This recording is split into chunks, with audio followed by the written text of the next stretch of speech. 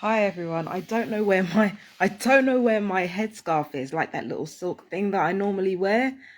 So I gotta wear this hat again. I wanted to come online to talk about some really weird developments that have been happening since I talked about Annie Kaspar's death. And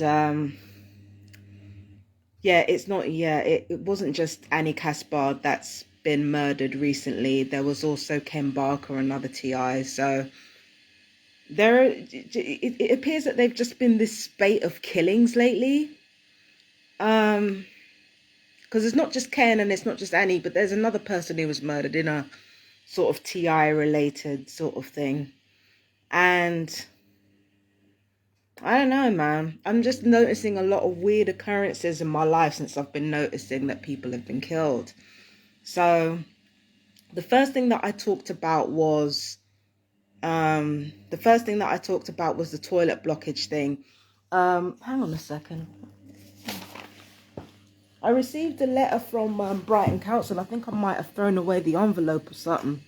But it was talking about how it was on the letter, on the envelope it said behind the shop. And I'm thinking, I thought that was weird because if you're a postman, you're going to know where this address is.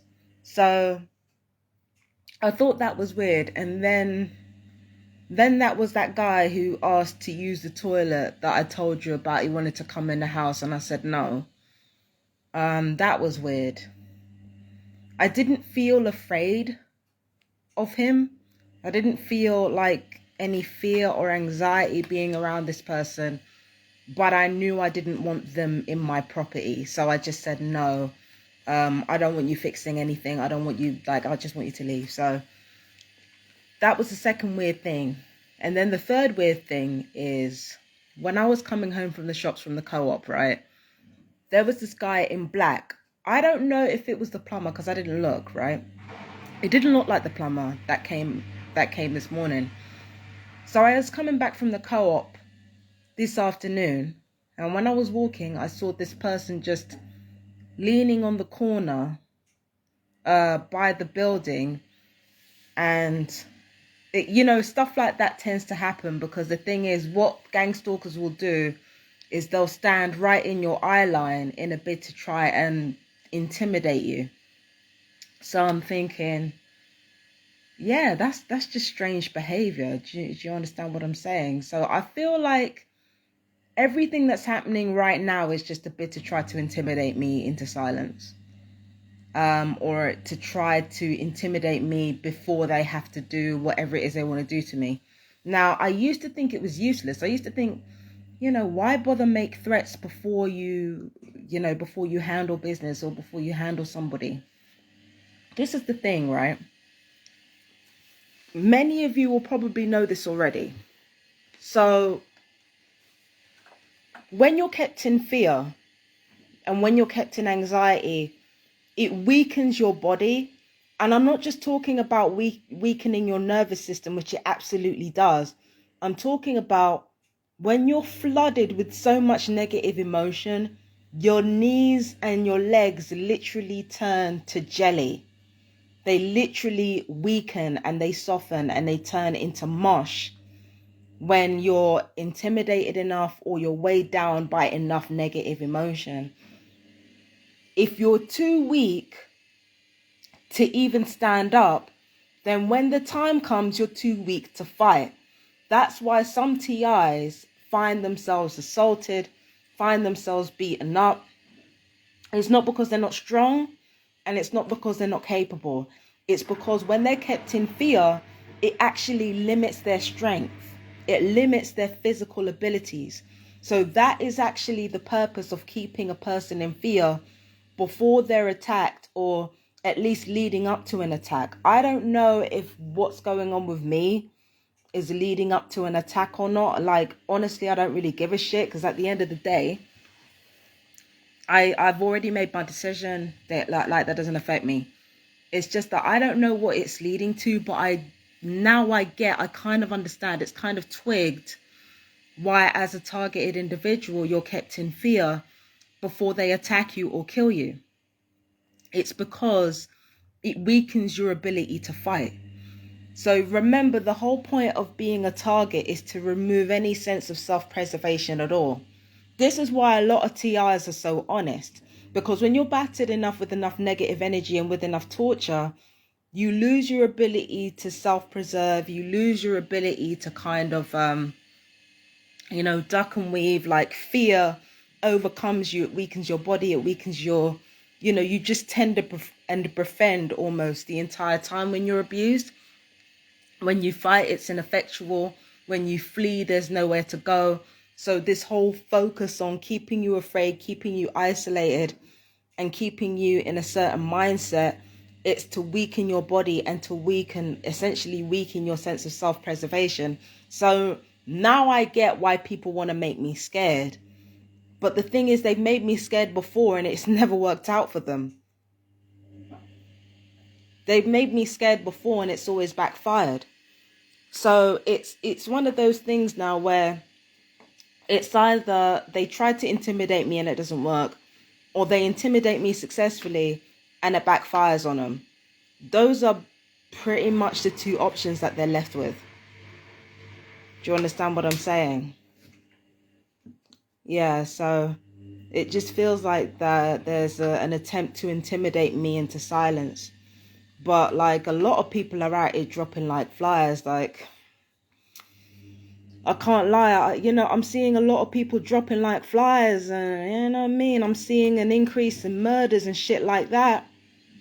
It seems like World War III is coming, and our governments are trying to clean up the mess they've created. So they're thinking that mass murder is the only way to do it, because it seems to be like a spate happening at the same time. And for some reason, it seems to happen around springtime as well. I don't know why that is. I haven't put that together, but it just seems to be around springtime that the worst of the torture happens. Do you know what I mean? So it's it is worrying. Like, I'm not trying to be nonchalant or anything, but when it comes to really serious situations, I detach myself because it allows me to stay ready. Do you know what I mean? Just in case. So when it's serious like this, when we're talking about people being murdered and shit, and potential traffickers like fucking messaging you and shit, you just got to remain detached, and you got to think clearly about what's in front of you. Do you know what I mean? But I never used to get it, because even when they were trying to make you afraid, like the perps were trying to make you afraid of them, they'd say stupid shit and do stupid shit. So it just used to confuse me, but now I understand it's part of weakening you.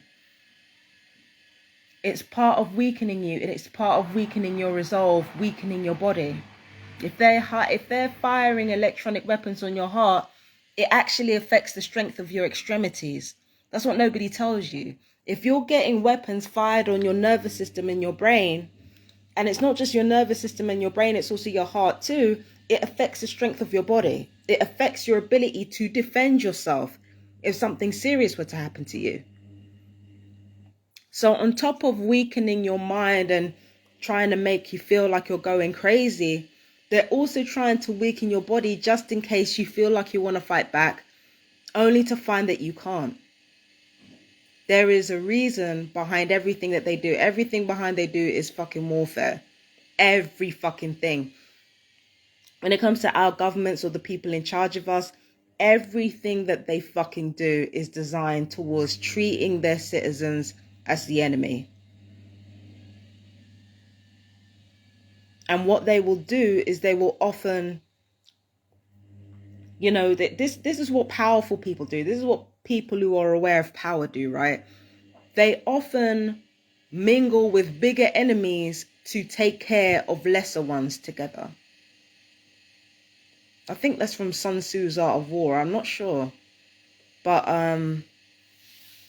they often,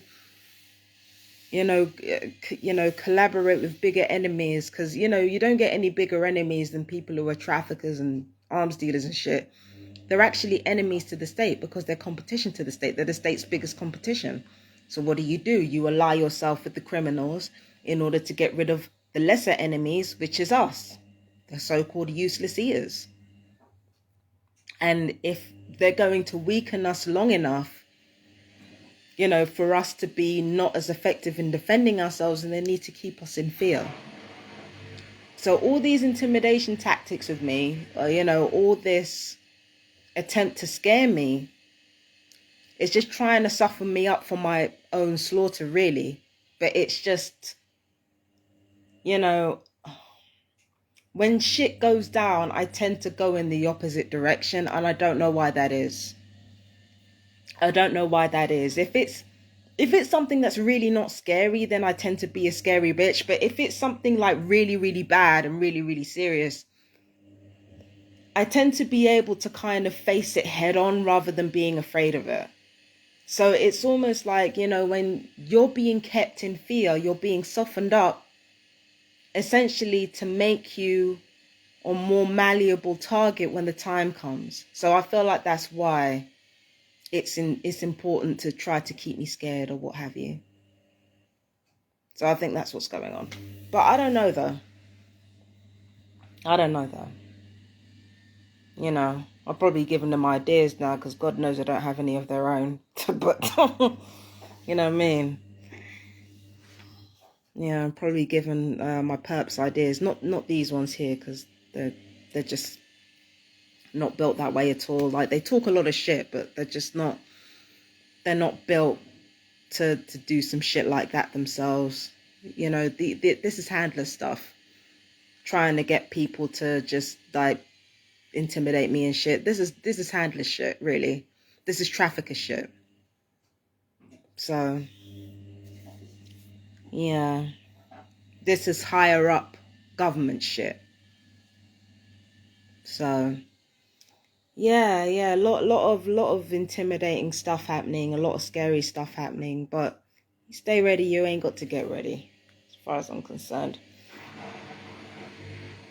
So anyway, that's it. Or is that it? I don't know. So yeah, so I think I talked about the person in Morocco. If he adds you on Facebook, especially if you're a woman, do not add him. I've got all the details on my Facebook. I'll upload them on my Twitter and Instagram as well. What else? And then that guy coming over wanting to use a toilet. And then I said it was blocked, and I've said I'm not having you in my house to fix my shit.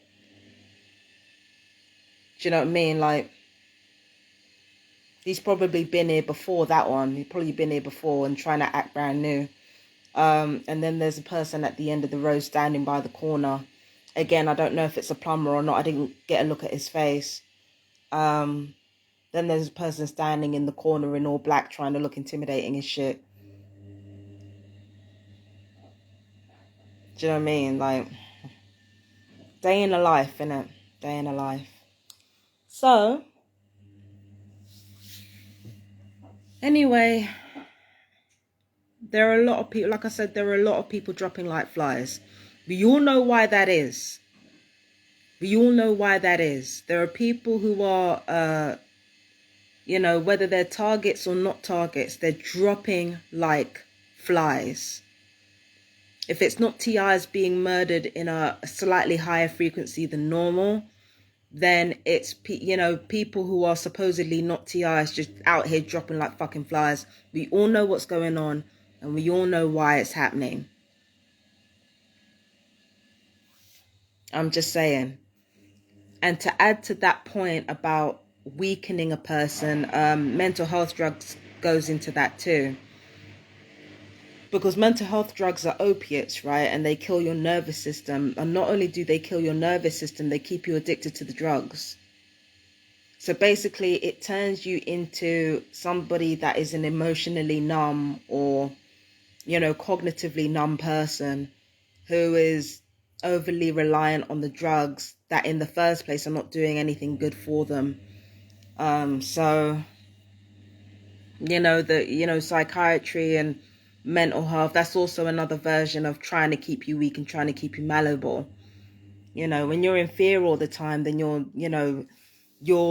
muscles soften so that you can run away. That's what they're there for. But what happens when you can't run? Do you understand what I'm saying? And you're overpowered. That's the point. The point is to keep you subdued. Do you understand what I'm saying? So now I'll get off the phone. That's if I don't have anything else to add. I'm just keeping people prepared for what might happen. I don't know what's going to happen to me. It's not that I don't care. It's just that at this point I've accepted it. I haven't accepted that it will happen, but I have accepted that it might happen. Nobody is immune. Nobody is safe. I don't care how well you connected the person is. I don't care how big their mouths are. Nobody is safe, myself included. So that's how I act, like I'm not safe. So, you know what I mean? So I'm just letting everybody know. I'm just keeping everybody in the loop. There's been some very, very weird occurrences around me since I've been talking about Annie Kaspar's death, and since I've been talking about death in general. Like, there's just been some very weird behavior going on, again, to try to frighten me. But